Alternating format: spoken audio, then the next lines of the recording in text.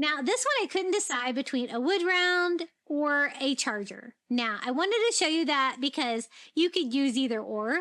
What we're going to do is make a really fun coastal tray, and I'm going to make this for my Florida room too. It can go on my coffee table out there, and I think it'll look really cute. The reason I chose the charger is I like the size, and it is plastic on the bottom. So I think that's going to work nicely with the table, the plexiglass table that I have out there that shows my shell collection. Oh yeah, my husband made that too. And I'm going to build the sides of this. I'm going to make it into a tray with handles. And I'm going to use some of this Dollar Tree white rope.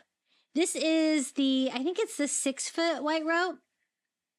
It is the fairly wide rope, and I thought we could build up the sides, go all the way around with the rope, kind of making it look like a rope basket with some rope handles. Now, this is a charger plate, and so you do have a little bit of room here on the bottom. So I'm actually going to start my rope on the bottom and kind of sandwich the top rope and the bottom rope around the plate, kind of securing it in there. And it kind of takes away the appearance that it is a plate and not a tray. So I'm going all the way up to the edge and overlapping about halfway on the rope over the edge so that I can sandwich that together with the rope layer that I do on top. So I'm just using hot glue, and I just work like a section at a time to make sure that I can get that glued down before any of that hot glue starts to set up. And since I want the bottom of mine to be flat, I'm just going to go around one time and then cut it down to size. That way it will be nice and level here for the bottom. And this charger that I found at Dollar Tree is great. It kind of looks like driftwood, but you know what? You're not going to be able to see it in the final project, so it doesn't really matter which one you start with. Now, I don't have enough of that original rope left to go all the way around it again, so I'm going to go ahead and start another package. But from here on out, I can keep going on with the same piece of rope because I'm kind of all working on the same side now. So just starting where I started before, I'm kind of lining up my seams in the same area. I'm going to start gluing that to the edge of the top of the charger plate, and also gluing it down to the rope underneath, just sandwiching the plate in between. I don't really want any of the plate sticking out. And I'm going to keep doing that all the way around this, trying to work with the hot glue while it is still warm so I can, make sure I get a nice circular shape. I don't want this to look all crazy in the end. So that's kind of how I'm squeezing the ropes together to kind of hide that seam. And I'm glad that I started that way. I think it made it turn out way better. I was trying to think what I could use for the sides of my tray. I thought about building them up with Jenga blocks, but I didn't really think that was necessary. It could just be a lot of extra work. So I decided to try rope, and I really like how it turned out. Now, I'm not going to cut it here. I'm going to keep going with that same piece of rope, just trying to get the seam as tight as I can when I start the next row of rope. And from here, I don't have anything with the plate to attach it to. I just have to glue it to the rope underneath. So that's what we're going to do. I'm working a section at a time, making sure I shape it as I go, to make sure that it's glued directly on top of the one below. And I'm going to go ahead and start a third package of rope here. And this seam's not going to line up with my other ones, but that's okay. There's going to be a seam every now and then, and you can hide them pretty fairly well. And I go around one more time here with row. And then cutting that down to size and finishing that off. I think I've got like enough rows to give me a nice side for our tray now. And so now we can make some handles for the side. I'm just using that same rope, kind of seeing how big I need my handles to be. And I'm going to knot the ends. It's going to keep it from fraying It's going to give it a fun coastal touch, and it's going to give me something to glue to the outside of the tray. So I go ahead and tie a knot in both ends, kind of testing out the length and cutting that down to size. I go ahead and tie another knot, and I'm going to tie the other handle at this time so I can try to make them the same size.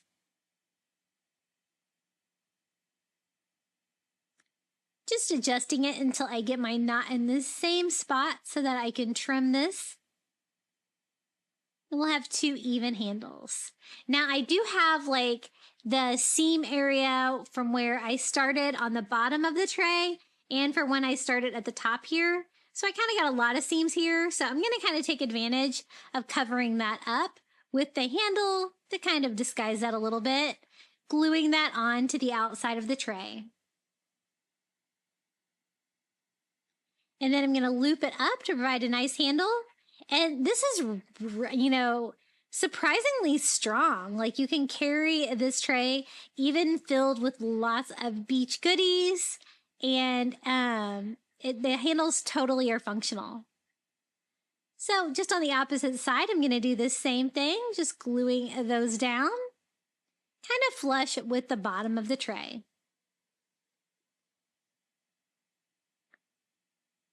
It is looking pretty cute. I'm just going to clean up any excess hot glue I have, and we can decorate this. Now, I don't really want it to look like a plate. I want it to look like a tray, and I want it to be beachy. So I got some of this brown sand from the Dollar Tree. You could also use the white. That will look really cute too.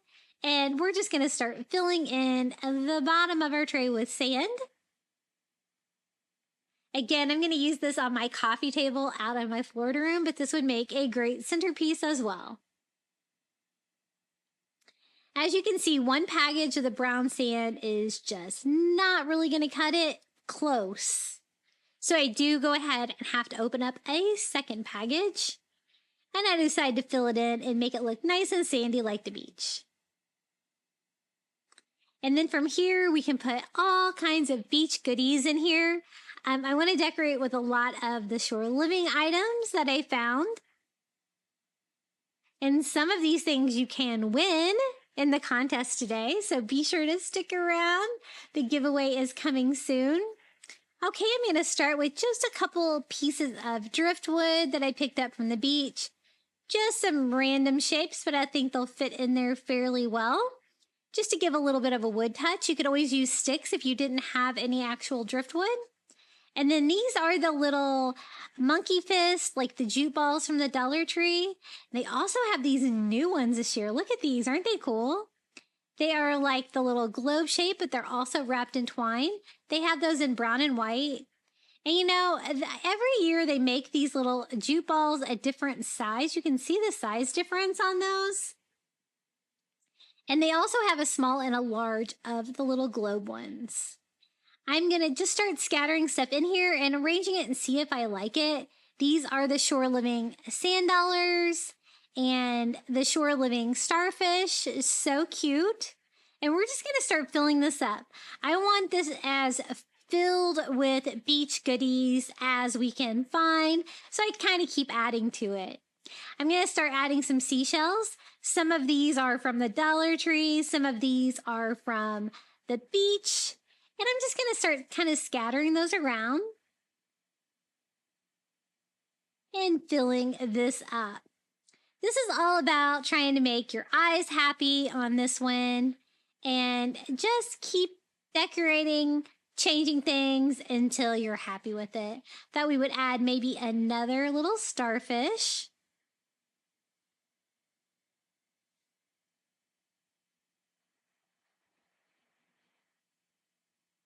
And a few more seashells. And I do work on this for a little bit to get this exactly the way I want it. Next up is some of the Dollar Tree sea glass. My favorite is the light blue sea glass. The only bad thing is that you only get a few pieces in a package. I also have some of the jute twine balls, so kind of switching those out to see if I like that better. And then one of these little ceramic starfish from the Shore Living line at Dollar Tree too. I think that'll look nicely in there. I love the texture on that starfish.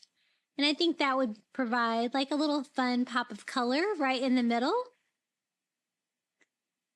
And just arrange yours until you're happy with it as well. I got it pretty good. And then I decided it needed a few more, so I'm just adding some more seashells. I also add some more sea glass. I just kind of want it to look like as full as I can, and I totally can't decide what I want to do with those.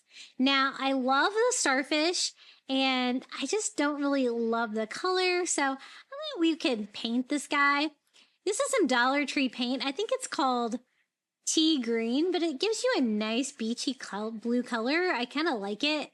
It's a little thin though on this ceramic starfish, so I do have to go over it a couple of times to get pretty good coverage. I don't care if a little bit shines through. I think that'll make it look a little bit more distressed. Once that's dry, I'm going to use a makeup sponge and some ivory to bring out that texture just by rubbing it on there. Be careful that you don't wipe off your original paint like I did, but you can always go back in and touch it up. But I think it looks a lot prettier than it did before. That's just not my color of blue that it was before, but this is my favorite ceramic starfish they have at Dollar Tree right now. So I think that looks really good like that.